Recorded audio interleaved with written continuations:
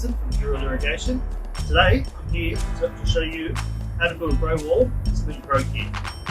Now I personally really love grow walls. I've got one behind me that I built 18 months ago. I've done very little maintenance other than regular watering in my automated system, addition of a few plants. Plants are thriving, it looks great. It's a point of interest on an otherwise boring platted wall. Very simple to make. Currently making 2 more. I love them. They're really simple to make. I'm going to show you how just now. Put one of these kits together. All you'll need is a drill and also a mallet. When you open up the box, you basically get a box of fittings.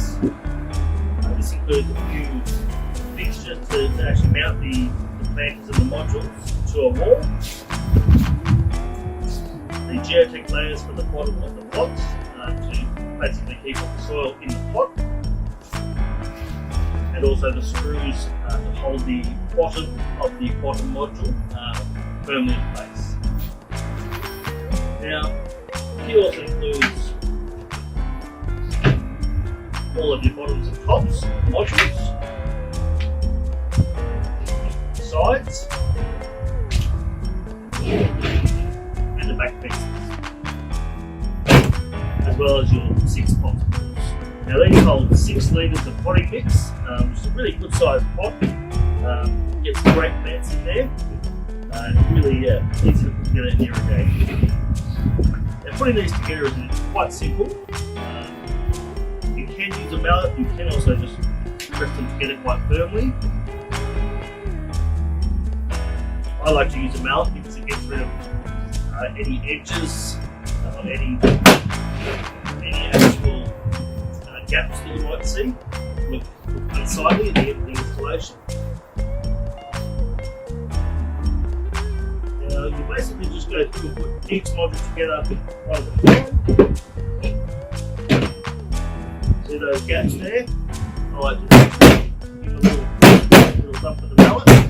Not too hard because you can break it. That's the bottom, back and 2 sides. And you put the next top back side.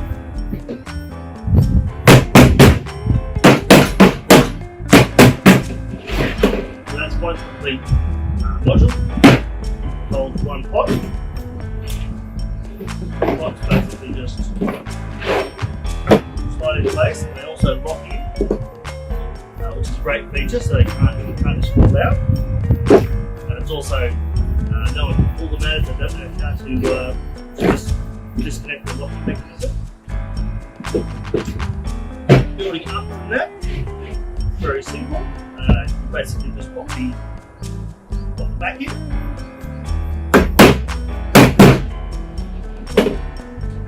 Pop your sides in.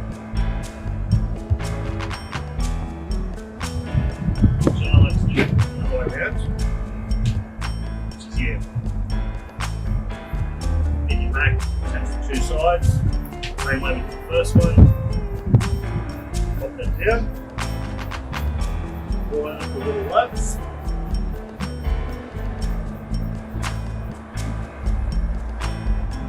just tap it down.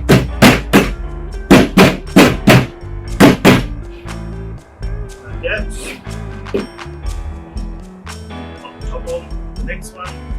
Now there is a drainage channel which sits at the front of the unit. We'll get to that later. That's basically so you can drain all of your modules. For each pot individually, rather than through each pot.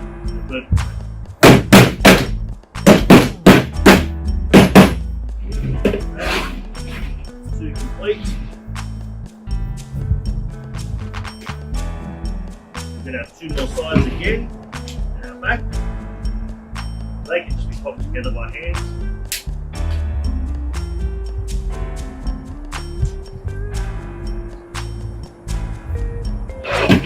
Again, just locate those lugs.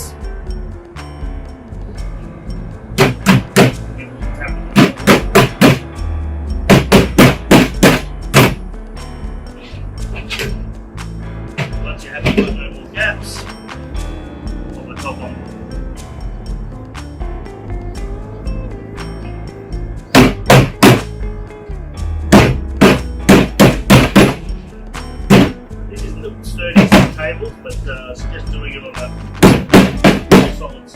make it a bit easier. Basically that's one half of the kit already assembled. Very easy to assemble. Basically to the side, you can basically emulate what I've done, make this 3 modules again, and there's little lugs. Break out of these modules, they form little guide pins so they lock together.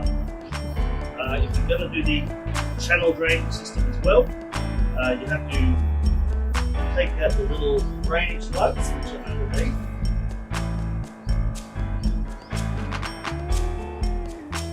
So all the fittings for this are actually located in the sides and also the top and bottoms, and you just snap them out very simply. So to join the drainage channels between modules, just a small little collar, and it just pushes in, and you can then join that module to the one next to it. I'll show you in a moment. Okay, so to join the units horizontally, we locate the fittings required. So you've got your collar, your drainage collar, which is basically part of one of the tops or bottoms. You just break it out. And you've got your lugs, or locating pins, which are also part of the sides.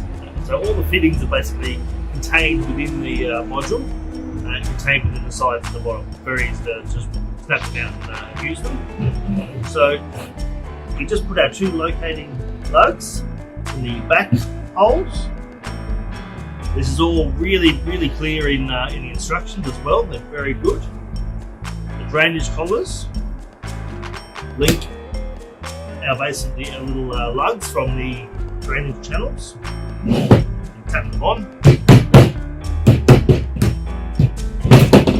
line all that up,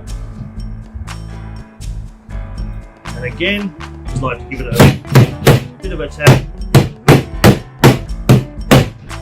with our mallet, just to make sure that's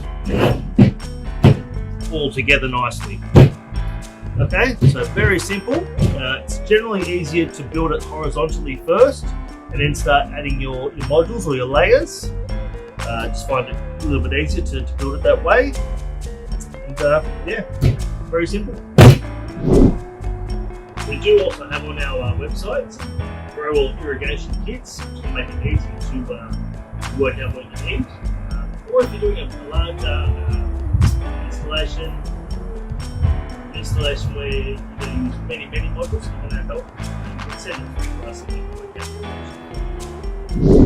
the right. Now let's look at some of the irrigation components required to irrigate the grow wall system pro. First, tool wise, you need something to cut the pipe, so secateurs or pipe cutters.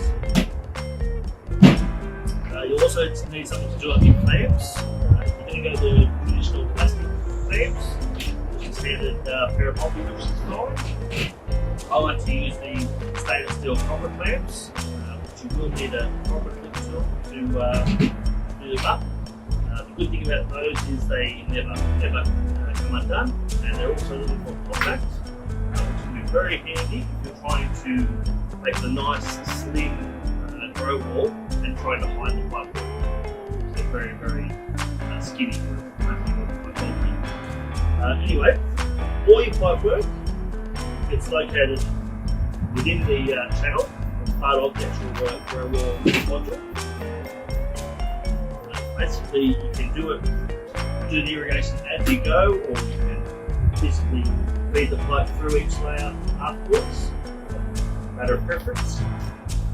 Within the actual module, top, again, they provided all the fittings.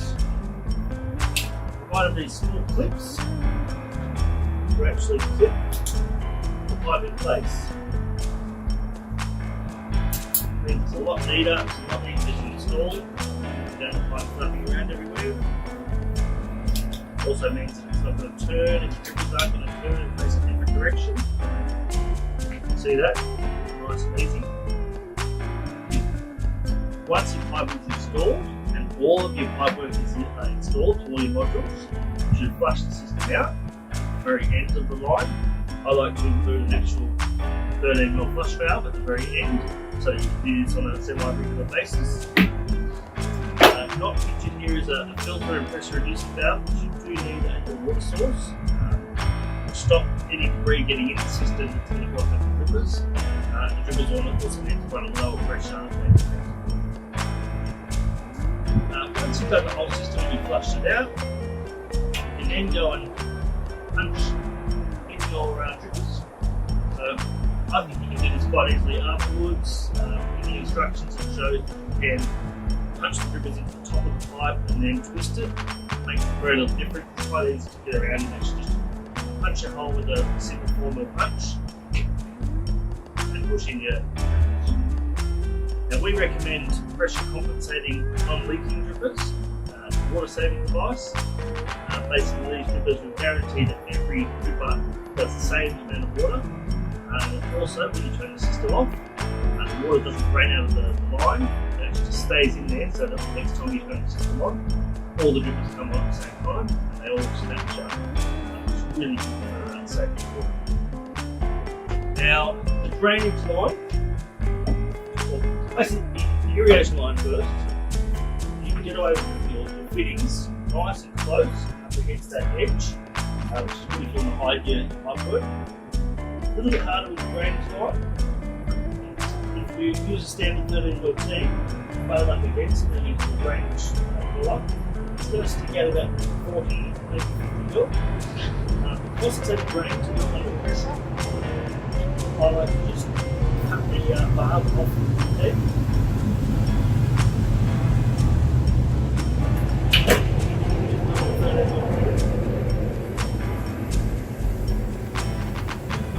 Just bring that even closer. It's a little bit easier to hide the pipe work. And yeah, make it a nice and easy installation. I personally use copper clamps anyway because I like to clamp everything, make sure that the things are done. Probably get away with that. Just drain. So all the drains need to be connected on one side and then drained out the waste. And mine's on the deck, so I have to drain it underneath. And this is only the excess water that's not taken up by the soil. On the other end, where it's open, they give you caps, just to cap that end off, so that all the water comes into the pot, drains through the entire channel and out one side. When using the drainage collars, the caps and the drainage line, it means that each pot takes the water from the drippers and they get drained out straight to the side and straight out rather than draining down into the next pot. This just ensures really even watering.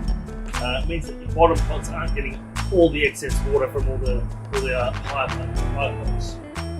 I think it's a much better way to go. If you didn't want to go not so much the expense, but the hassle of setting up the drainage line and you just have dirt underneath, you can basically just have all your pots draining through each one out to the waste. Cheaper of the kits, the Slim, not the Slim Pro, it doesn't give you the drainage option, which is much better for the so yeah, I like to feed irrigation from one side and also connect it back on the other side and out to your flush valve. That's a better way of doing it. Yeah, I'll show you an installation I've done recently, just to give you a bit of an idea on how it's. So here is a system that I'm doing at the moment at my house, and basically you can see the drain line here is all hooked up. It's nice and close, because I've cut off the barbs of those T's. As I said, I like to clamp it. Looks a little bit excessive, but I know it's never going to come apart.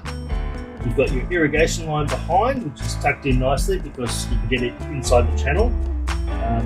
But getting it that tight means that you can basically hide the irrigation with a bit of a side panel and a piece of timber at the top, and just make a nice frame for it. Because the best irrigation system is one that you don't see. Another important factor with your grow wall is how you choose to mount it. This one here is going to go from the floor almost to the ceiling, so I've got it resting on some solid timber. Then I've got a 4-ply backing that's been screwed directly to the timber studs. which is nice and solid. And then I'll stack on and be screwed to the form pipe. So everything will be nice and secure to support the weight of the actual plants and the soil and the whole system. Make sure you check with your local hardware on how to mount your wall and rope it to your wall. Installation will vary depending on what wall you are mounted to. There are some fixings that are included, but they may not be appropriate depending on what wall you're mounting it on. But yeah, make sure you mount it very securely, make sure it's dead level. This will affect the drainage. Yeah, that was my flow break tip for the day. For more tips, please subscribe. Visit our website, irrigation.com.au. Thanks for watching.